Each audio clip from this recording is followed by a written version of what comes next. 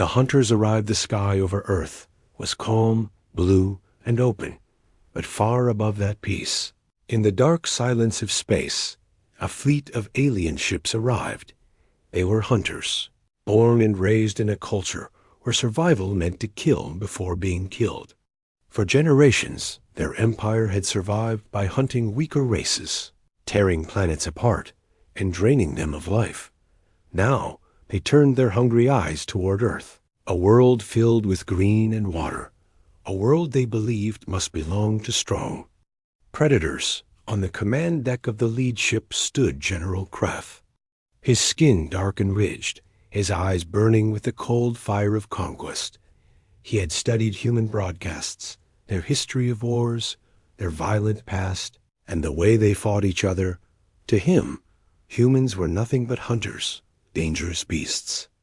With clever minds, he was ready to strike, ready to test his skill against what he thought were Earth's most dangerous predators. The fleet slid silently into orbit, their ships like metal shadows against the stars. No human saw them, but satellites whispered and trembled as the alien signals passed through their networks. The hunters smiled, believing Earth would never know what was coming. But Krath was cautious. He wanted to see the prey before he attacked, so he ordered his scouts to land, to watch, and to study the humans closely. The first scout ship descended. Through the clouds, its surface glowing with the heat of entry, it hid above a wide valley filled with green fields and golden crops. From the window, the alien soldiers expected to see humans chasing animals, setting traps, or killing to prove their strength. Instead, they saw men and women kneeling in the dirt, placing seeds into the ground. They saw children running between rows of plants, carrying water in small buckets. To the hunters, this sight was strange, almost insulting. Were these really the humans they feared? Were these the predators who built weapons of war and fought endless battles? The alien commander of the scout squad hissed in confusion. "They are not hunting," he said, his voice sharp with disbelief. "They are growing things." The soldiers pressed their faces to the glass, unable to understand. Why would any strong species waste time feeding the ground instead of feeding themselves with flesh? The hunters stayed longer, watching as the sun lowered and the humans gathered together. They shared food, bread made from the wheat, fruits picked from the trees, and vegetables grown with patience. They laughed around fires, not the fires of destruction, but the fires of family and warmth. The aliens did not hear the sound of prey dying. They did not see blood spilled. Instead, they saw life being made, cared for, and celebrated. And the silence among the alien soldiers grew heavier. "General." Krath listened to the reports with anger in his chest. He slammed his clawed hand against the command table. "They are pretending," he declared. "No hunter shows his true teeth until the prey is close." He believed the gardens, the farms, and the smiles were all traps. He believed humans were hiding their true nature, waiting to strike back at the perfect moment. And in his heart, he almost felt respect for a predator that could mask itself so completely. But not all aliens agreed. Some whispered to each other in the shadows of the ship, "What if this is not a mask?" One said, "What if humans are not hunters at all?" Another asked. The thought was dangerous, even shameful to them, for their culture worshipped the hunt, and to admit that humans lived by another way was to admit weakness in themselves. Still, the question spread like fire in dry grass. Why were the humans not chasing prey? Why were they building gardens instead of hunting grounds? Why did they share food instead of hoarding it for the strongest?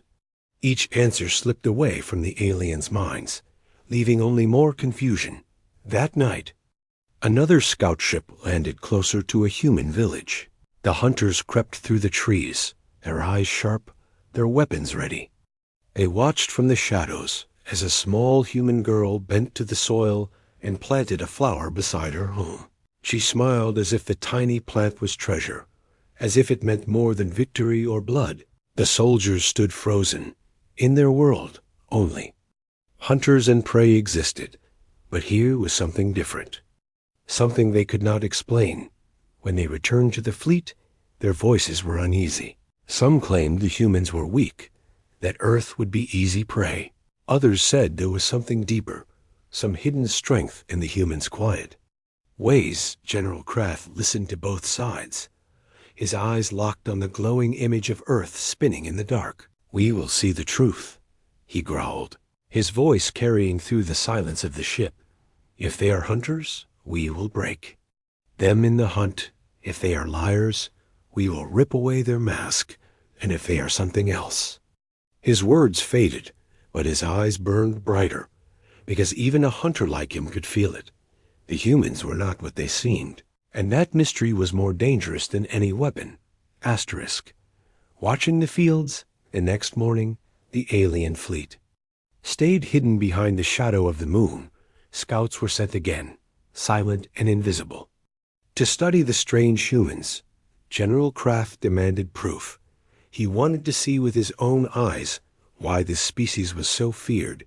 If humans were truly predators, they would show it when no one was watching. But what the scouts discovered only deepened the mystery. In the valley below, men and women bent over green fields, their hands covered in soil. They worked with patience, planting seeds in neat lines, watering the dry earth, and protecting young sprouts with care. Instead of stalking prey, they fed the ground as if the dirt itself was alive. The aliens whispered among themselves, their sharp voices uneasy. "This is not hunting," one muttered. "This is something else." The scouts followed a group of humans moving toward a wide open area. At first, the aliens thought it was a battlefield, a perfect place for blood to flow, but instead, the humans gathered to build a garden. They placed stones in circles, dug paths, and planted trees in careful patterns. Children carried small flowers, pressing them into the soil with gentle hands. The aliens watched in silence, expecting a hidden trap, but nothing came, only laughter, song, and the smell of food cooking nearby. To the hunters, this was madness. A species with such strong bodies and sharp tools should use them to hunt, to fight, to dominate. Why would they waste energy growing plants or protecting the weak? Yet every scene showed the same thing. The humans gave food to animals. They shared water with each other, and they built homes beside their fields instead of fortresses. It was not weakness, but it was not the strength the aliens understood. One scout reported a strange moment. A storm swept across the fields, heavy rain and wild winds tearing at the crops. The aliens expected panic, expected the humans to run or fight the sky itself. But the humans stood together, holding down their shelters, covering their young plants with cloth. When the storm ended, the aliens saw them smiling, working together to repair what was broken. The crops would grow again. The gardens would return. Nothing was lost, only delayed. The aliens looked at one another in silence. Confused by this resilience, General Kraft listened to the reports, his claws tapping the metal table. He had expected war cries, hunting songs, and blood spilled across the dirt. Instead, he was given stories of patience, kindness, and endless rebuilding. "This cannot be true," he growled, his voice echoing through the chamber. "No species survives by planting flowers." But even as he said it, the doubt inside him grew. The younger soldiers began to whisper in private. They had grown up believing hunting was the only way to survive. But humans were proving that life could be made instead of taken. "Maybe this is their strength," one whispered.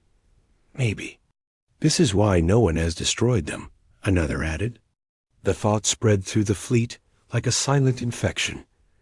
Back on Earth, the humans continued their lives, unaware of the eyes that watched from the shadows. A farmer knelt by his crops, teaching his son how to press seeds into the ground. "Care for them," the man said, his voice gentle. "They will care for you." The aliens recorded every word, every action, but they did not understand. To them, Power came only from fear, from claws and weapons. But here was another kind of power, one that grew quietly from the ground. That night, one scout stood alone at the edge of a human field. He watched fireflies dance above the tall grass, their lights blinking softly in the dark. He watched the humans rest, their families gathered close, their homes warm with light, and for the first time in his life, he felt something he could not name. It was not fear, not hunger, not the thrill of the hunt. It was peace. The scout turned away, shaken, his thoughts restless. Perhaps the humans were not hunters. Perhaps they were something far more dangerous. ****. The first confrontation, General Kraft grew restless. Every report that came back spoke of humans planting, feeding, and building. He wanted proof of strength, proof that humans were not simply weak prey hiding behind green fields. So he gave a new order: send soldiers directly to a human village, face them, and force them to show their true nature. A small squad landed at night, their ship hidden in a forest near the fields. The soldiers crept forward, their armor dark, their weapons sharp, their eyes glowing under the moonlight. They expected resistance, traps, or hunters waiting in the shadows. Instead, they found a quiet settlement, small houses made of wood and stone, gardens filled with herbs and flowers, and humans asleep in their beds. It was too peaceful, and the silence made the aliens uneasy.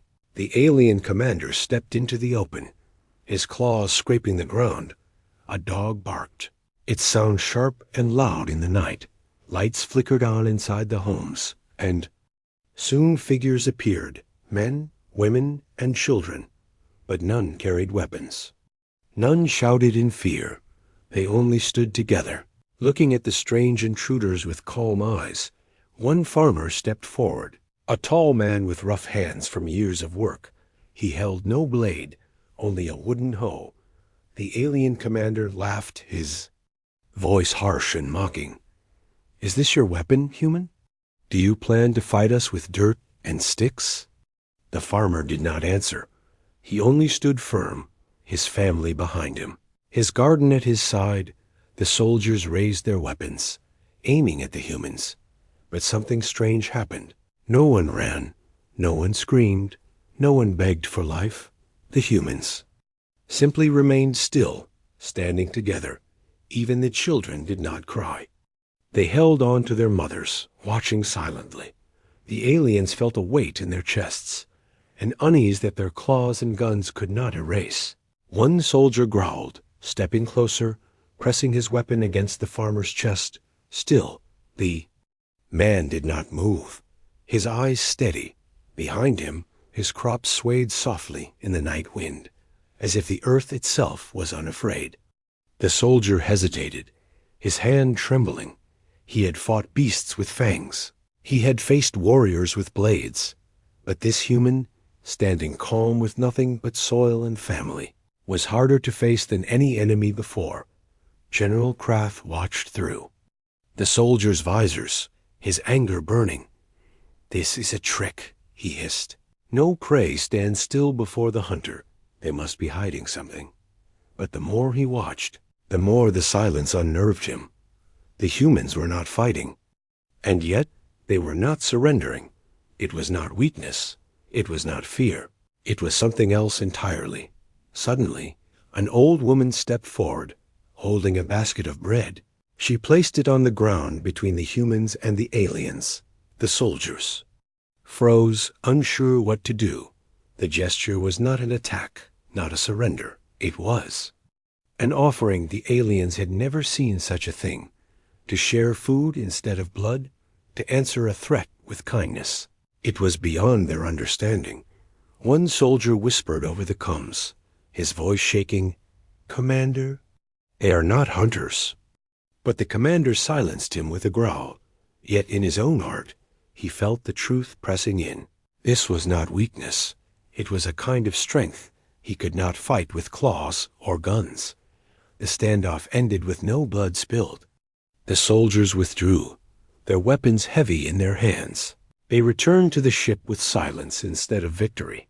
And as the human village returned to rest, their gardens untouched, the aliens carried with them a question that would not fade. Were the humans truly prey, or were they something greater, something even hunters should fear? The Garden of Power, the alien soldiers returned to their fleet in silence. They had faced humans who held no weapons, and yet those humans had not feared them. General Croft listened to their reports with anger, but also with a shadow of doubt. In his heart, he needed to understand. He needed to see more, so he ordered the scouts to search deeper, to look beyond villages, to find what humans were hiding. The scouts traveled across the planet, recording what they saw. They found vast fields where humans grew endless crops, stretching further than the eye could see. They saw orchards heavy with fruit, rivers turned into channels to water the land, and greenhouses filled with strange plants glowing under artificial lights.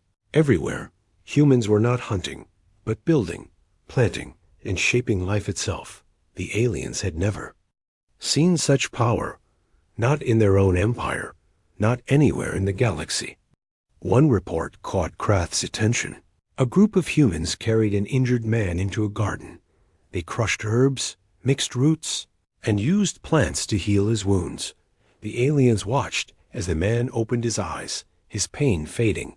The soldiers gasped, because in their empire, healing came only through machines or the strong consuming the weak. But here, humans healed with plants, with gardens, with life itself.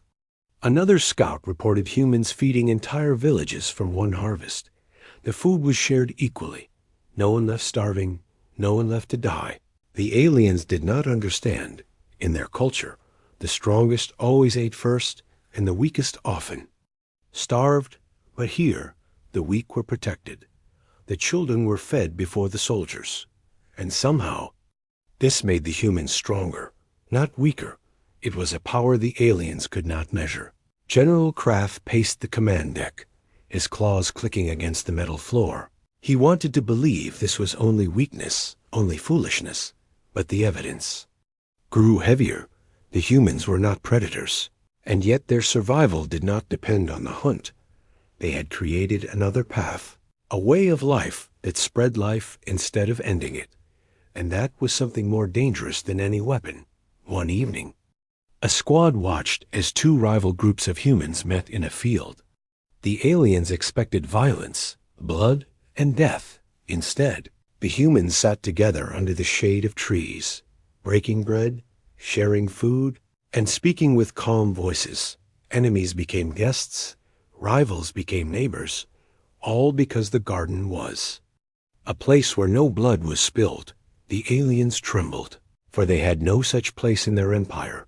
To them, the hunt never ended. But here, peace grew from the soil like roots. General Kraft's advisors argued among themselves. Some said humans were weak. Their way of life would fail against true predators. Others said humans had discovered a secret strength, a strength that no blade could cut and no claw could crush. Kraft listened in silence, but in his heart he knew this was not weakness. This was power. The kind of power that could outlast every empire, every war, every hunt. That night, Kraft stood alone in the viewing chamber of his ship. Staring down at Earth, he saw its green lands, its rivers, its glowing cities, and its endless fields of life. For the first time, he felt something no hunter should ever feel: hesitation. He whispered to himself, "They do not hunt. They garden. And maybe that makes them stronger than us all." Asterisk. Seeds against steel. General Kraft could not accept the reports any longer. To him, no species could survive in the galaxy by planting seeds and sharing food.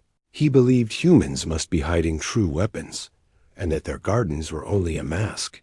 So he gave a brutal order: test them, break their fields, and watch how they react. At dawn, alien raiders descended upon the valley.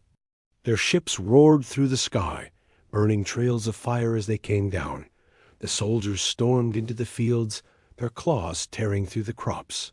their weapons burning trees and flowers.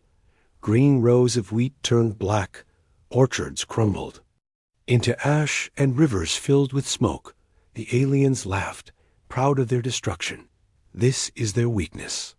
One shouted, "Without food, without gardens, they will starve. They will die." But the humans did not scream. They did not run in panic. They gathered together, their faces calm, their voices steady. They carried water in buckets. They carried new seeds in their hands. Even as the flames rose, they worked side by side, planting again, rebuilding even while the air still smelled of smoke.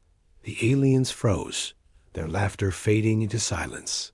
They had never seen prey return so quickly after being broken. One soldier whispered, "It is useless. No matter what we burn, they start again." Another growled, "This is not weakness. This is defiance." General Kraft watched the scene from his ship, his eyes narrowing. He had expected fear, surrender, or blood. Instead, he saw something far more terrifying: resilience. The humans could lose everything, and yet they would rise again. The gardens would return, the food would grow, and life would continue. The next day, when the aliens returned, they found the blackened fields already dotted with new sprouts. Children carried water, mothers tended the soil, fathers cut away the burned remains. Every hand worked, every voice spoke of patience. The humans did not curse their enemies. They did not beg for mercy. They simply rebuilt, stronger than before. The soldiers stared in silence, their claws trembling against their weapons. One young alien soldier finally asked, aloud, "How do we defeat a people who never stop growing?" No one could answer, not even General Kraft. He felt a chill in his chest, a fear he had never known, because hunters could kill prey. But how could hunters kill something that refused to stay dead? Seeds returned, soil healed, and the humans grew life again and again. Steel and fire could not erase them. That night, Kraft stood before his army. "They are not prey," he admitted in a low growl. "They are not hunters either." His soldiers looked at him with unease. "What are they then?" One asked. Kraft stared at the glowing image of Earth and whispered the truth. "They are gardeners, and that makes them eternal." Asterisk the revelation. The alien fleet circled Earth like vultures in the sky. But below, the humans continued to plant, to water, to heal. No matter how much the soldiers destroyed, life returned, stronger than before. General Kraft felt his certainty breaking. Yet pride chained him. He needed to hear the truth from the humans themselves. So he ordered a direct meeting, face to face, no more shadows, no more watching from the distance. In a wide valley, the humans gathered. They did not come with weapons or armor, only with their hands and their quiet strength. The aliens arrived in black ships that darkened the sky, their soldiers marching with blades and guns. At the front, General Kraft stepped forward, towering, his eyes sharp as steel. Facing him stood an old human elder, his back bent with years, but his eyes calm as stone. "Why do you not fight us?" Kraft demanded, his voice echoing like thunder. "Why do you plant when we burn? Why do you rebuild when we destroy? Why do you not hunt us as we hunt you?" The elder looked at him, unshaken, and slowly lifted a small seed in his hand. "This is why," he said, his voice quiet but strong. "Because life is stronger than death. Because growth is stronger than hunger. Because what we plant today will feed our children tomorrow, long after your claws and steel are gone." The alien soldiers shifted, their armor heavy on their shoulders. They had never heard such words, never faced such calm defiance. Kraft snarled, "You call this strength? Planting seeds and waiting for them to grow?" The elder stepped closer, his hand pressing the seed into the soil. He covered it gently, as if burying treasure. Then he said, "Your strength ends when the prey is gone. Ours never ends, because a garden never dies, it only returns." The silence was heavy. Even the wind seemed to wait for an answer. The alien soldiers looked at their general, but he said nothing, for in his heart the truth was a fire he could not put out. He remembered the humans who stood without fear, the children who planted after fire, the families who shared food without greed. This was not weakness. It was a strength deeper than the hunt, a strength no empire had ever shown. One young alien dared to speak, his voice trembling. "General, if this is true, then we cannot break them. We can kill, but we cannot stop what always grows back." Kroth's claws tightened, his anger clashing with the truth inside him. He looked at the humans once more, standing together without fear, and for the first time in his long life, he lowered his head. The elder watched him with quiet eyes. "You thought we were hunters, but we are gardeners," he said, "and that is why we will always survive." Asterisk the day of respect, the valley was silent. The humans stood among their gardens, the scent of earth and growing life rising around them. Across from them, the alien soldiers waited, their weapons lowered, their eyes uncertain. At the center, General Kraft stood frozen, the elder's words echoing in his mind. He had come expecting hunters, killers like himself. Instead, he had found something far more dangerous, people who could not be broken. For a long moment, no one moved. Then, slowly, General Kraft raised his clawed hand and signaled his soldiers to stand down. The sound of weapons powering off filled the air, sharp and final. The humans did not cheer. They did not mock. They only stood with quiet strength. The elder bent to the soil once more, watering the small seed he had planted. Life beginning again in front of everyone.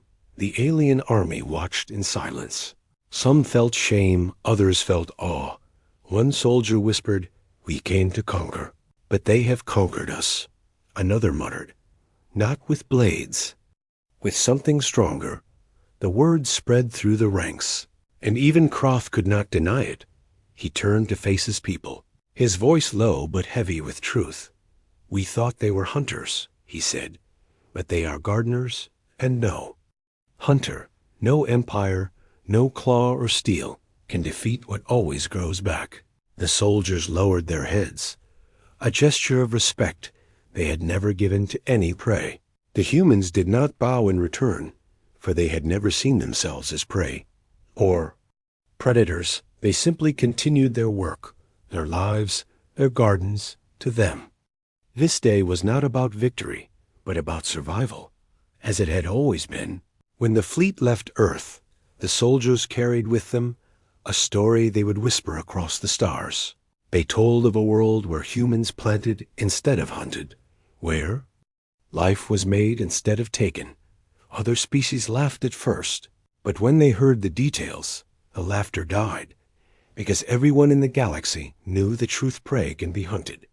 Predators can be killed, but something that grows back again and again, something that feeds even after fire and war, that can never be destroyed. General Kraft sat alone in his chamber as the ships drifted through space. He stared at the soil, still clinging to his claws, dirt he had touched when the human elder planted the seed. It felt heavier than any weapon he had ever held. He whispered to himself, "They are not weak. They are eternal." Back on Earth, the seed sprouted, a small green shoot breaking through the soil. Reaching for the light, the humans smiled. The garden lived, and the galaxy would never look at them the same again. Asterisk.